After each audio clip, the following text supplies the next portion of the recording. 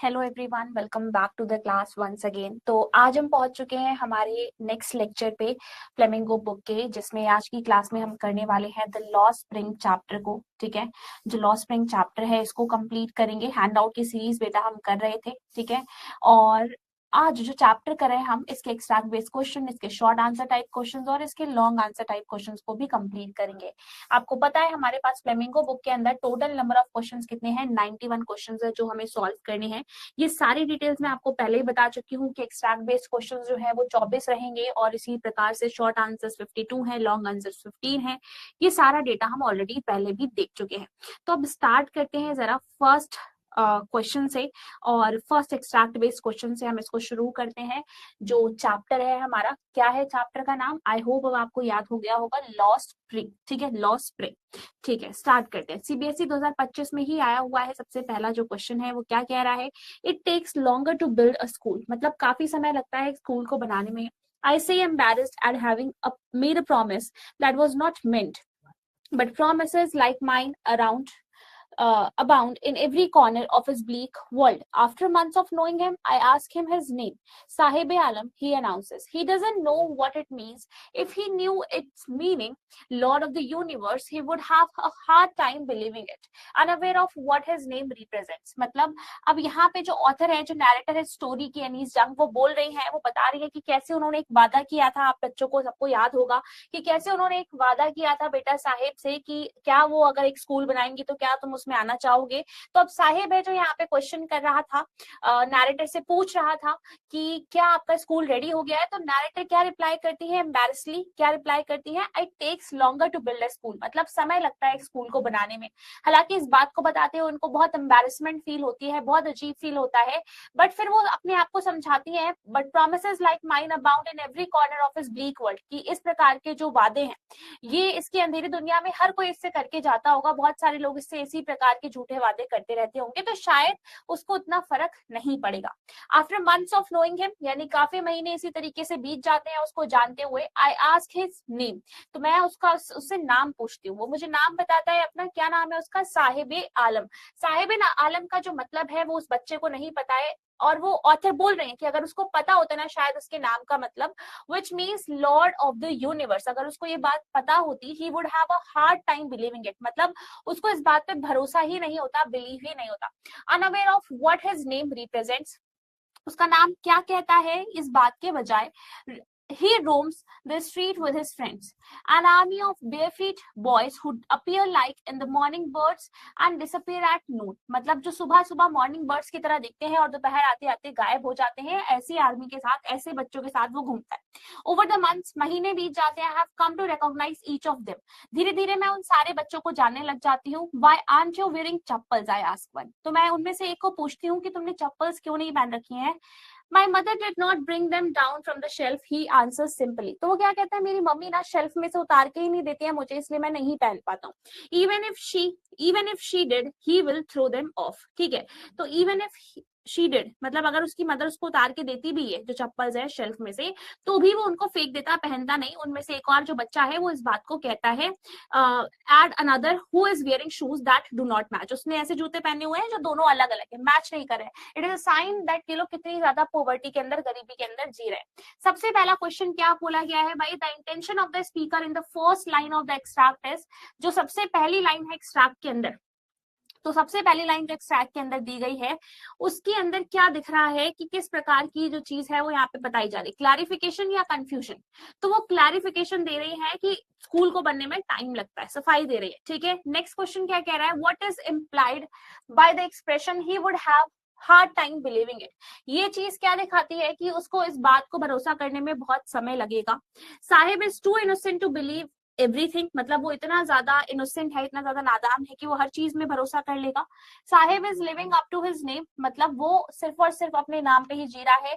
Sahibs living condition is contrary to the meaning of his name, Sahib की जो living condition है, जिस प्रकार से वो जी रहा है, उसका जो नाम है उससे बहुत अलग है। या फिर D, Sahib is not used to anyone calling his name, या फिर साहिब की आदत नहीं है कि कोई उसको हर बार नाम से बुलाए। तो सी ऑप्शन बिल्कुल करेक्ट हो जाएगा। जो उसकी लिविंग कंडीशन है ना बेटा, वो इतनी पॉवर्टी में, एक्सट्रीम पॉवर्टी में, गरीबी में जी रहा है, सिंगापुरी के एक ऐसे इलाके में जहाँ पे सारे रैग पिकर्स यानी गार्बेज पिकर कूड़ा बिनने वाले लोग रहते हैं। तो और उसका नाम जो है वो क्या है, लॉर्ड ऑफ द यूनिवर्स। तो दोनों बहुत कॉन्ट्रेरी हैं, दोनों की मीनिंग जो है वो बहुत अलग है। तो अगर उसको ये बात समझ में भी आएगी ना, तो वो बहुत उसको इस बात को रियलाइज करने में, इस बात को समझने में बहुत समय लग जाएगा और उसको भरोसा ही नहीं होगा इस बात पे। Promises like mine abound in every corner of his bleak world। मतलब मेरे जैसे वादे जो है वो उसकी अंधेरी दुनिया के अंदर बहुत सारे घूमते रहते होंगे। द अबव स्टेटमेंट, ये जो स्टेटमेंट है ये क्या बता रही है, स्पीकर क्या रिवील करना चाह रही है? People like Sahib are dash by such promises diluted या फिर एम्पावर्ड। डिल्यूटेड मतलब कहीं ना कहीं उनको घुमाया जाता है, भटकाया जाता है। एम्पावर्ड मतलब उनको सशक्त किया जाता है। तो यानी डिल्यूटेड जो है वो सही आंसर हो जाएगा। अगला क्वेश्चन देखो, state one reason why the boy was wearing shoes that did not match. उस लड़के ने ऐसे शूज क्यों पहन रखे थे जो मैच नहीं कर रहे थे। Even if his mother brought shoes, तो मतलब अगर उनमें से उसकी मदर, एक जो लड़का है वो बोलता है कि अगर उसकी मदर उतार के भी दे देती ना शूज को, he would throw them off, वो उन शूज को या फिर उन चप्पल्स को फेंक देता। नेक्स्ट क्वेश्चन क्या कह रहा है, the speaker describe Sahib's life as a bleak world. जो स्पीकर है वो कहती है साहिब की लाइफ कैसी है, ब्लीक वर्ल्ड की तरह है, अंधेरी दुनिया की तरह है। Because he lives in a house without electricity, क्योंकि वो एक ऐसे घर में रहता है जहां पे बिजली नहीं आती है। His world is his friends, उसकी जो दुनिया है वो उसके दोस्त है। His life is devoid of hope, मतलब उसकी जिंदगी में होप नहीं है। डी he belongs to the world of illiterates, वो अनपढ़ जो लोग होते हैं उनकी उससे कम्युनिटी से बिलोंग करता है। तो सी ऑप्शन सही हो जाएगा। उसकी लाइफ जो है ना उसमें अब कोई होप ही नहीं है, मतलब डिवॉइड ऑफ होप। हमेशा ऐसी होप तो आती है बट वो सारी होप जो है वो झूठी है, उसको इस बात का अंदाजा हो चुका होगा। Why aren't you wearing chappals, ये नैरेटर जब पूछती है, the conversation between the speaker and the voice reflects, ये दोनों के बीच में जो बातचीत हो रही है ये चीज क्या दिखाता है कि जो ऑथर है वो कितना क्यूरियस है इस बात को जानने के लिए, कितना इच्छुक है और कंसर्न्ड भी है कि क्यों ये लोग चप्पल्स पहन के नहीं घूमते हैं। अगला एक्सट्रैक्ट जो कि 2024 और 25 में सैंपल क्वेश्चन पेपर में सीबीएसई के दिया गया, क्या कह रहा है, and survival in Seemapuri means rag picking through the years it has acquired the proportions of a fine art, garbage to them is gold, it is their daily bread, a roof over their heads even if it is leaking roof, but for a child it is even more. I sometimes find a rupee, even a 10 rupee note, Sahib says, his eyes lightening up. When you can find a silver coin in a heap of garbage, you don't stop scrounging, for there is hope of finding more. It seems that for children, garbage has a meaning different from what it means to their parents. For the children, it is wrapped in wonder. For the elders, it is a means of survival. तो क्या बोला गया है भाई, यहाँ पे पूरे extract के अंदर बोला गया है कि सीमापुरी के इस इलाके में सारे के सारे रैक पिकिंग करने वाले लोग रहते हैं, कूड़ा बिनने वाले लोग रहते हैं, और गार्बेज जो है वो उनके लिए गोल्ड की तरह है, गार्बेज उनके लिए एक सोने की तरह है, क्योंकि इससे वो अपनी डेली ब्रेड अर्न करते हैं बेटा, इससे वो कमाते खाते हैं। इसी की वजह से उनके छत पे, उनके सर के ऊपर एक छत है, रूफ है, हालांकि वो छत भले ही बारिश में लीक करती हो या पानी टपकता हो उसमें से, बट बच्चों के लिए ये सिर्फ इतना नहीं है, मतलब बच्चों के लिए गार्बेज का मतलब सिर्फ इतना नहीं है, इससे भी ज्यादा है। क्योंकि साहिब बोलता है कि कई बारी मुझे 1 रुपए का नोट और कई बारी मुझे 10 रुपए का नोट भी इस गार्बेज में मिल जाता है। उसकी आईज ये बोलते हुए एकदम चमक उठती है। When you can find a silver coin in a heap of garbage, मतलब उस बच्चे के लिए वो 10 रुपए या 1 रुपए का नोट क्या है, वो सिल्वर कॉइन है, चांदी का सिक्का है। तो अगर तुम्हें एक कूड़े के पहाड़ में ऐसा कुछ मिल जाता है तो यू डोंट स्टॉप स्क्राउंजिंग, तुम रुकते नहीं हो, ढूंढते रहते हो, खंगालते रहते हो। फॉर देयर इज होप, क्योंकि उसमें होप है, उसमें और ज्यादा उम्मीद छुपी है कि आपको ऐसी चीजें और मिलेंगी।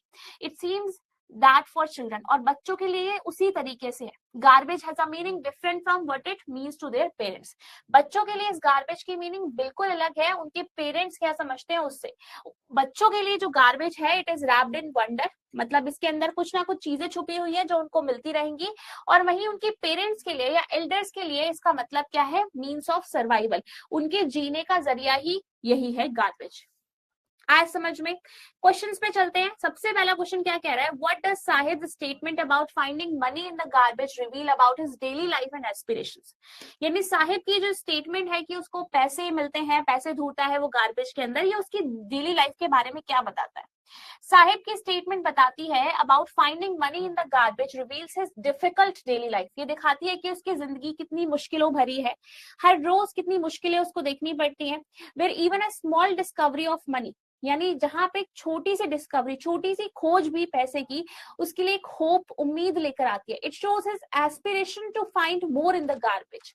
ये दिखाता है कि उसके अंदर उम्मीद रहती है हमेशा कि वो और चीजें ढूंढे गार्बेज के अंदर, believing that it might improve his situation.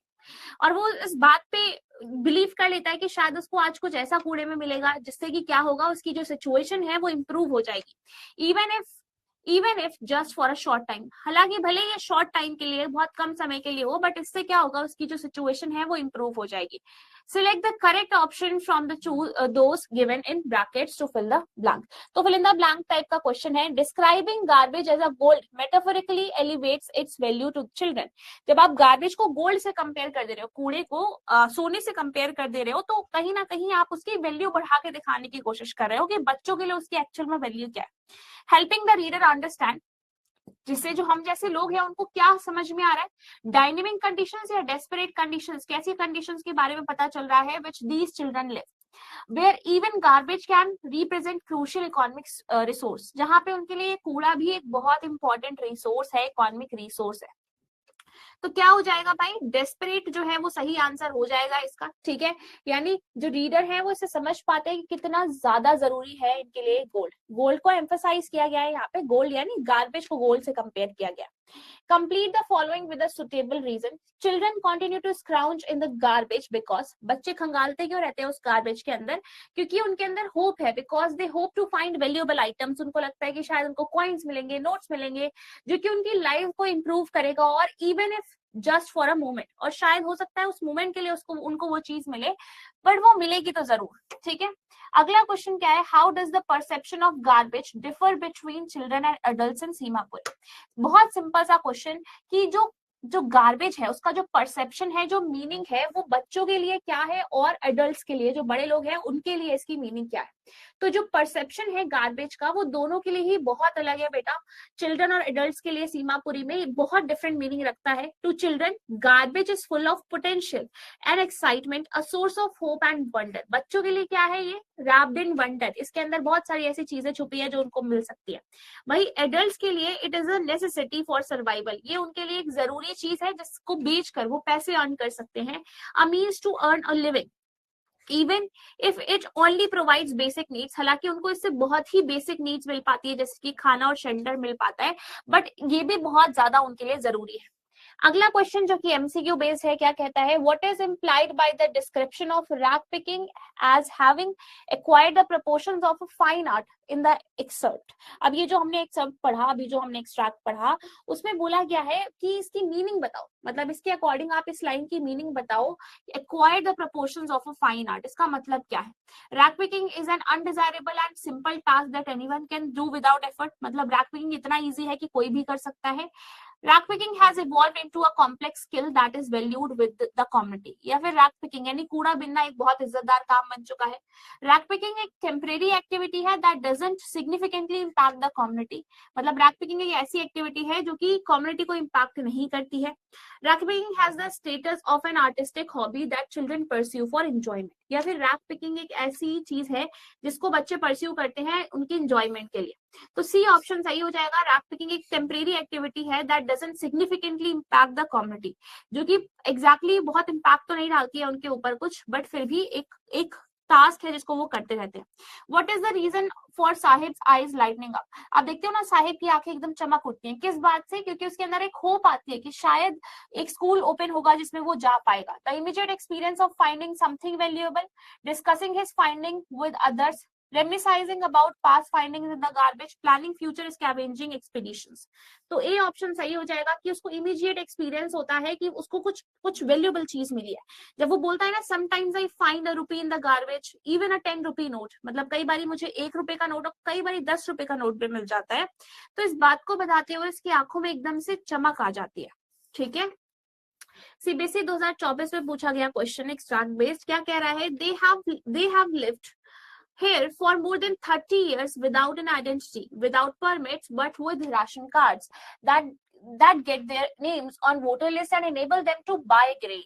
Food is more important for survival than identity. If at the end of the day we can feed our families and go to bed without an aching stomach, we would rather live here than in the fields that gave us no grain. Say a group of women in tattered saris, when I asked them why they left their beautiful land of green fields and rivers. Wherever they find food, they pitch their tents. ठीक है, अब इस extract के अंदर क्या बोला गया है, ये बोला गया है दे हैव लिव्ड हियर, मतलब सीमापुरी में लगभग वो 30 सालों से रहते हुए चले आ रहे हैं, उनके पास कोई परमिट नहीं है, कुछ भी नहीं है, बट एक ही चीज है जिससे उनको परमिट मिलता है, वो है राशन कार्ड, जिससे उनका जो नाम है वो वोटर लिस्ट पे दर्ज हो जाता है और उनको ग्रेन्स, अनाज जो है वो मिल जाता है, राशन मिल जाता है, और उनके लिए फूड ही ज्यादा इंपॉर्टेंट है, आइडेंटिटी मैटर नहीं करती है। At the end of the day, दिन के आखिर में क्या मैटर करता है कि आप अपनी फैमिलीज का पेट भर पा रहे हो, और आप पेट भर के खाना खा पा रहे हो और सो पा रहे हो विदाउट एन एकिंग स्टोमक, मतलब आपका जो पेट है वो दर्द नहीं हो रहा है भूख की वजह से, और आराम से आप सो पा रहे हो। तो इसीलिए यहाँ के लोग कहते हैं कि हमें यहाँ रहना ज्यादा पसंद है, बजाय उस फील्ड में रहना, उस जगह पे रहना जहां से हमें कोई अनाज नहीं मिलता था। मतलब ये बात कर रहे हैं बांग्लादेश की, ढाका की, जहां से ये लोग बिलोंग करते थे। तो कुछ औरतें थी जिनसे ऑथर पूछती है, तो वही औरतें इसको रिप्लाई करके ये बताती हैं कि इसलिए अपनी जो ग्रीन फील्ड्स और रिवर्स थी उस इलाके को छोड़ के यहाँ पे चले आए, और ऐसा जहां पे भी उनको खाना या कोई अपॉर्चुनिटी दिखती है, दे पिच देयर टेंट्स देयर, वो अपने टेंट्स को निकालते हैं और वहां पे लेके चले जाते हैं। 2024 में आया हुआ है, तो उसके क्वेश्चंस देख लेते हैं। The rag pickers have been living there for, कितने डिकेड्स के लिए वो यहाँ पे रह रहे हैं। डिकेड वर्ड का मतलब होता है 1 डिकेड, अगर मैं बात कर रही हूँ 1 डिकेड की तो इसका मतलब होता है 10 ईयर्स, ठीक है। अगर मैं बात कर रही हूँ 2 डिकेड की तो इसका मतलब होता है 20 ईयर्स, इसी तरीके से so on and so fourth. तो रैक पिकर्स जो है वो यहाँ पे कितने डिकेड से रह रहे हैं बेटा, 3 डिकेड से, क्योंकि बोला है ना एक्सट्रैक्ट के अंदर 30 ईयर्स से यहाँ पे रह रहे हैं वो लोग। सही हो जाएगा ये ऑप्शन। अगले क्वेश्चन पे मूव करते हैं। Why do these people have ration cards, इन लोगों के पास राशन कार्ड्स क्यों है, राशन कार्ड क्यों है बेटा, so that they can be included in the voter list, ताकि उनका नाम वोटर लिस्ट में आए और वो ग्रेन खरीद पाए, अनाज खरीद पाए। ये जो राशन कार्ड है ये इनको प्रोवाइड करते हैं, means for the people to access food, जिससे खाने तक ये लोग पहुंच पाते हैं, जो कि एक बहुत जरूरी चीज है इनके सर्वाइवल के लिए, जिंदा रहने के लिए। The card serve as a substitute for legal identity in this situation, तो कार्ड ही है, यही जो राशन कार्ड है इसकी वजह से ये इनकी आइडेंटिटी है, यही खाना लेकर आने का इनके पास तक जरिया है। What do you infer about their lifestyle from the phrase pitch their tents? Pitch their tents, जब हम ये वर्ड देखते हैं तो इसका मतलब क्या है, इनकी लाइफस्टाइल के बारे में आप क्या पता लगा पा रहे हो। तो pitch their tents का मतलब क्या है बेटा, जहां मतलब वो वाली चीज हो गई कि झोला जो है वो उठाया और चल पड़े, जहां पे भी अपॉर्चुनिटी दिखती है वहां ही हम निकल पड़ते हैं, ठीक है। तो उस तरीके की बात जो है वो यहाँ पे कही गई है। देखो जस्ट मिनट,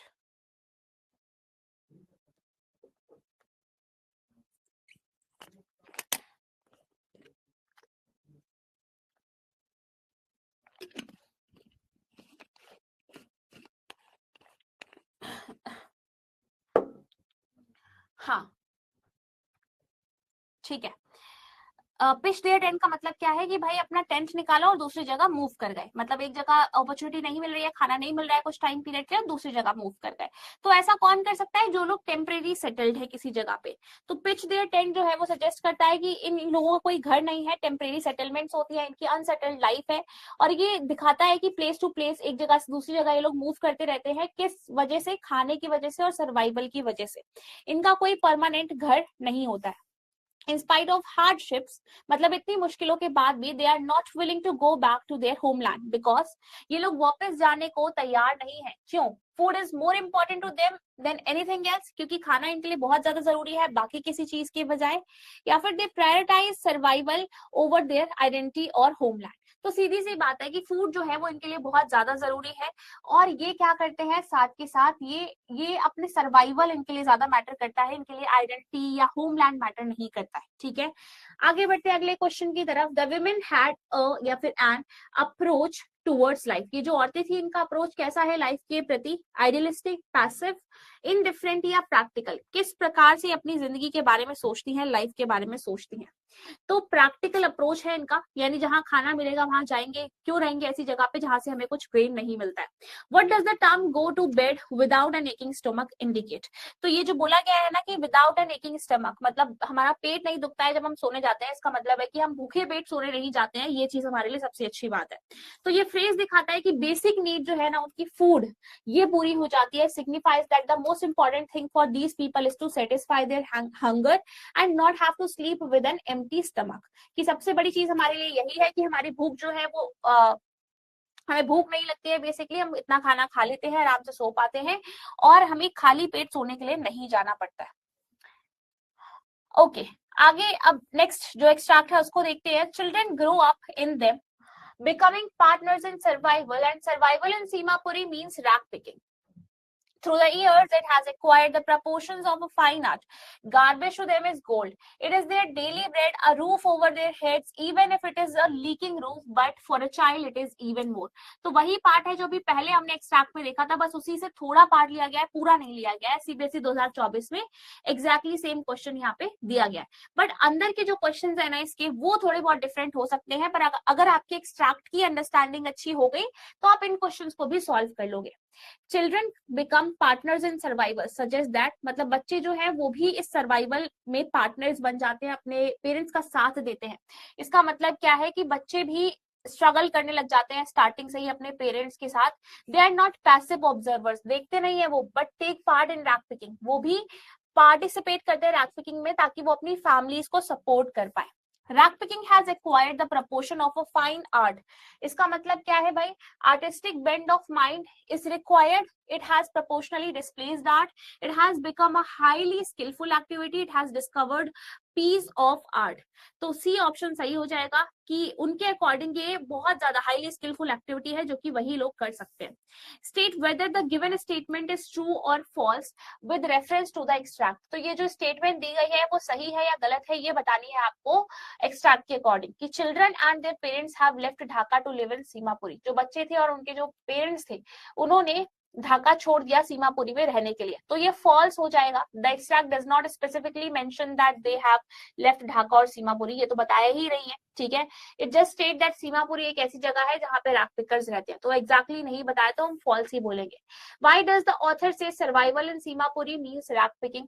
ऑथर का ये कहना क्यों है कि सर्वाइवल सीमापुरी के अंदर अगर चल रहा है तो वो रैक पिकिंग से चल रहा है, कूड़ा बिनने से चल रहा है। The author explains that in Seemapuri के अंदर rag picking is the only means of survival, एकमात्र जरिया है सर्वाइवल का रेजिडेंट्स के लिए। It is a necessary and constant activity for their daily existence, मतलब अगर रोज वो जिंदा रह पा रहे हैं, खा पी पा रहे हैं, तो वो सिर्फ एक ही वजह से है। किस वजह से बेटा? सिर्फ और सिर्फ एक ही इसका रीजन है, कारण है, वो है कि वो क्या कर पा रहे हैं, कमा पा रहे हैं। Okay, which of the following headlines suggest the central idea of the extract? इनमें से ऐसी कौन सी चीज है जो सेंट्रल आइडिया बताती है आपको एक्सट्रैक्ट का? Seemapuri a pot of gold, या फिर rag picking, different perspectives, art in Delhi and in Seemapuri, Sahib Alam in Seemapuri. ऐसी कौन सी लाइन आप यहाँ पे इसको दे सकते हो? तो बी ऑप्शन सही हो जाएगा कि rag picking but different perspectives, यानी पेरेंट्स के लिए उसका मतलब अलग है और बच्चों के लिए रैक पिकिंग का मतलब बिल्कुल अलग है। अगला क्वेश्चन क्या कह रहा है, what is the significance of a narrator in Lost Spring as opposed to a plain narrative? तो यहाँ पे नैरेटर का जो नैरेटिव है, मतलब जो नैरेटर जो है वो जिस तरीके से चीजों को देख रही है वो क्या बताना चाहती है? The narrator in Lost Spring adds empathy, narrator क्या करती है, उनके लिए एक तरीके से इमोशंस ऐड करती है, insight and a human touch to the story of child labour. Child labour की ये जो स्टोरी है कि कैसे छोटे छोटे बच्चों को भी काम करना पड़ जाता है बहुत कम एज से। Instead of a plain narrative the personal perspective highlights the injustice more powerfully. तो नॉर्मली अगर वो चाहती तो ऐसी देख देख के बता देती चीजों को, बट वो उसमें पर्सनल टच ऐड करती है कि उसको कैसा फील होता है, ये चीज और ज्यादा पावरफुल बना देती है इसको। Anees Jung's role as a narrator bridges the readers with exploited children struggle. तो एनीस जंग का जो रोल है ना नैरेटर की तरह, वो रीडर के बीच में और ये जो एक्सप्लॉइटेड चिल्ड्रंस है उनके बीच में क्या करता है, एक ब्रिज बना देता है, यानी एक एक एक कनेक्शन जोड़ देता है जिससे हम और ज्यादा उन बच्चों की स्थिति को समझ पाते हैं। Explain the sentence, an army of barefoot boys who appear like the morning birds and disappear at noon। ये क्या कह रही है चीज, ये बताना है आपको कि सुबह सुबह ये बच्चे दिखते हैं और शाम तक ये बच्चे गायब हो जाते हैं, दोपहर तक गायब हो जाते हैं। ये सेंटेंस डिस्क्राइब करता है कि कुछ ग्रुप ऑफ बॉयज हैं जो रैक पिकिंग का काम करते हैं। वो जल्दी उठते हैं सुबह, जैसे मॉर्निंग बर्ड्स होती हैं यूजुअली, पूरे दिन काम करते हैं दोपहर तक, और आफ्टर दैट फिर वो गायब हो जाते हैं, मच लाइक द बर्ड्स, जैसे कि वो दिन होते ही गायब हो जाती हैं। ये कंपैरिजन शो करता है कि वो अपनी डेली रूटीन को कैसे फॉलो करते रहते हैं, शॉर्ट लिव्ड प्रेजेंस को कैसे दिखाते हैं।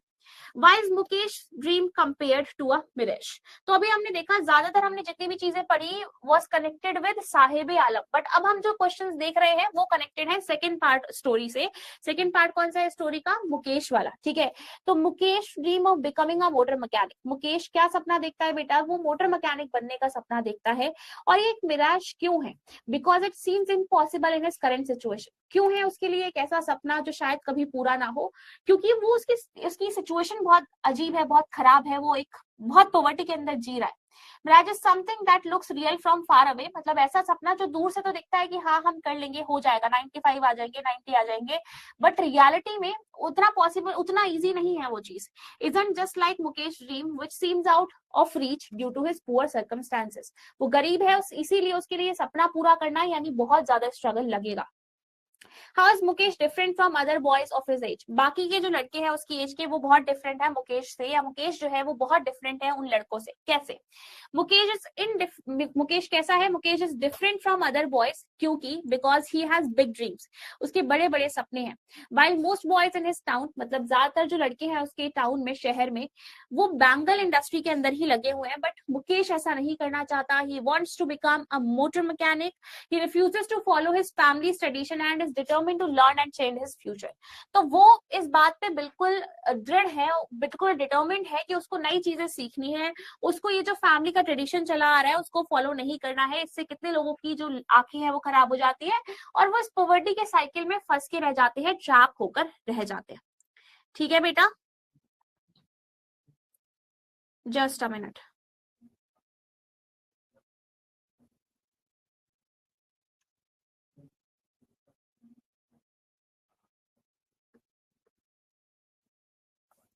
Okay.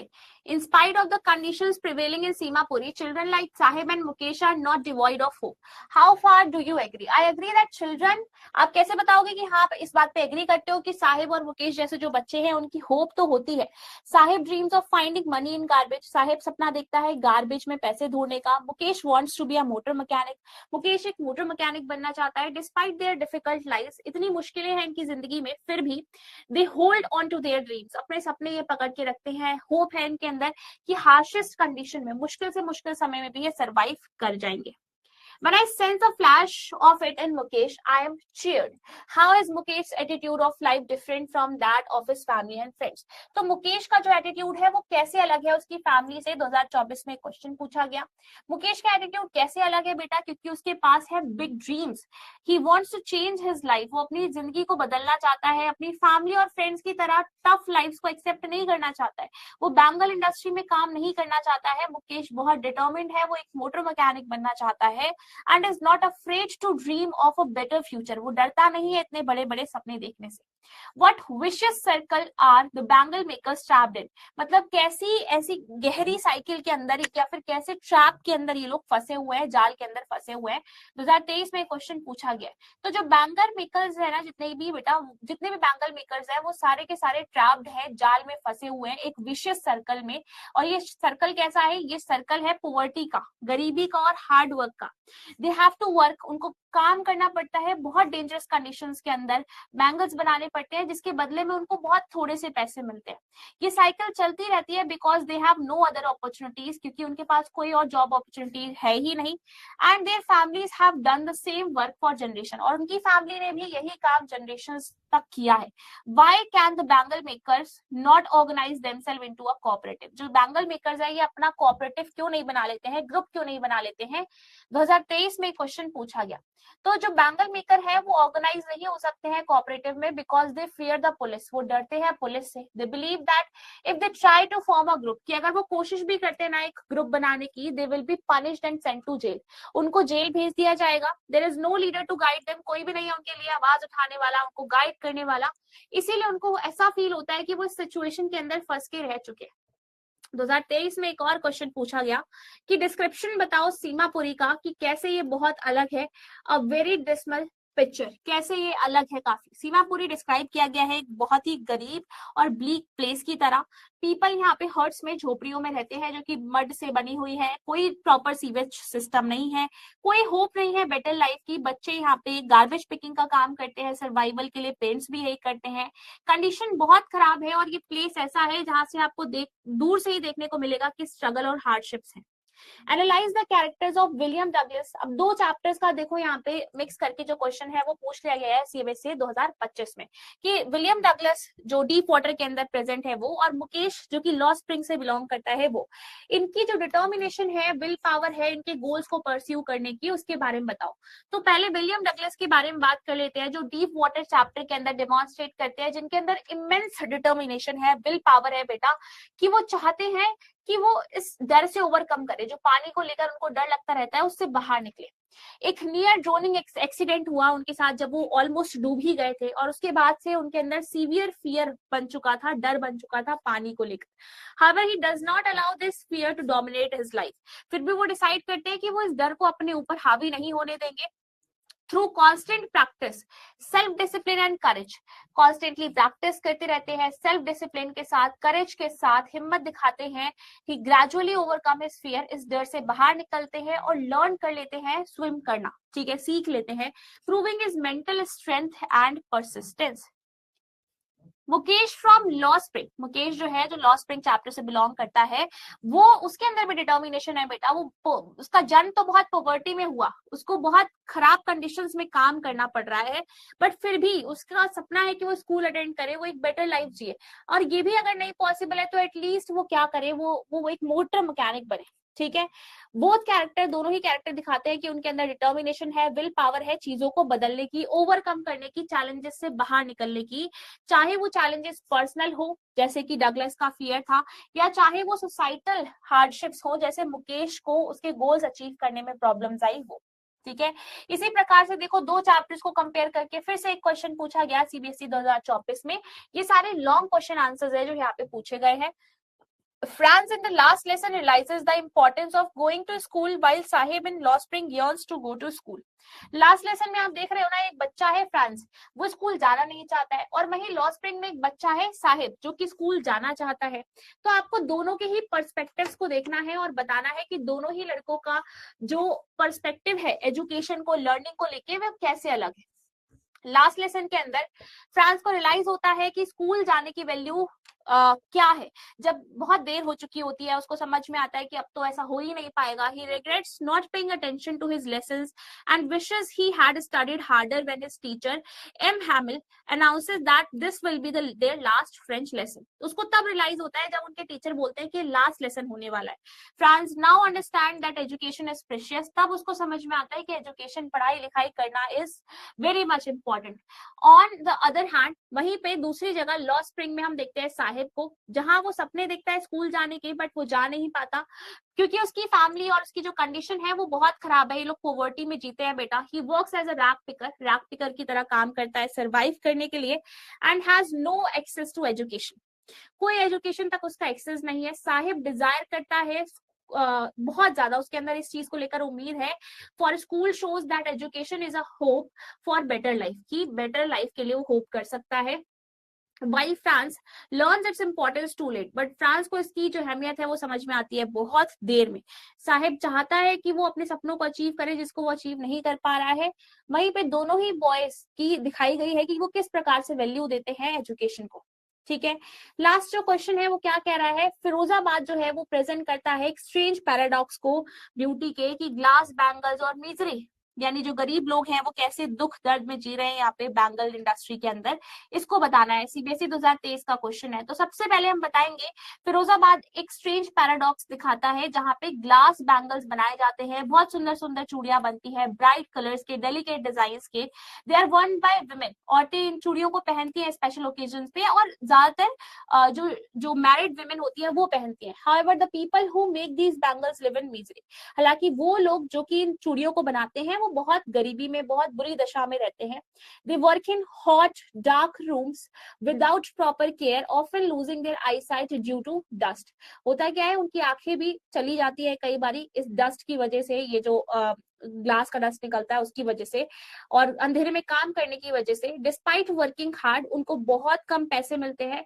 जो मुकेश जैसे बच्चे हैं उनको उनको यहीं पे फोर्स किया जाता है कि उनको अपनी फैमिली के ही ट्रेडिशन को फॉलो करना है। दे हैव लिटिल चांस, उनके पास बहुत कम मौका होता है कि वो एस्केप कर पाए, बच के भाग पाए ऐसी जिंदगी से। While the bangles are symbols of beauty and happiness for others, जहाँ पे चूड़ियों को देखकर जो विमेन है वो खुश हो जाती हैं, वहीं पे ही दिखाता है कि किस तरीके से ये लोग हार्डशिप में जीते हैं। यहाँ के जो वर्कर्स है फिरोजाबाद के, वो कितनी ज्यादा मिजरेबल कंडीशंस के अंदर रहते हैं। आई होप आपको बहुत अच्छे तरीके से सारे क्वेश्चन समझ में आए होंगे, लॉ स्प्रिंग चैप्टर अच्छे समझ में आया होगा। अब हम मिलेंगे अगली क्लास के अंदर, जब हम एक नया चैप्टर यानी जो इसका नेक्स्ट चैप्टर है वो कंप्लीट कर रहे होंगे। Thank you so much for being in this class. Bye bye, have a nice day.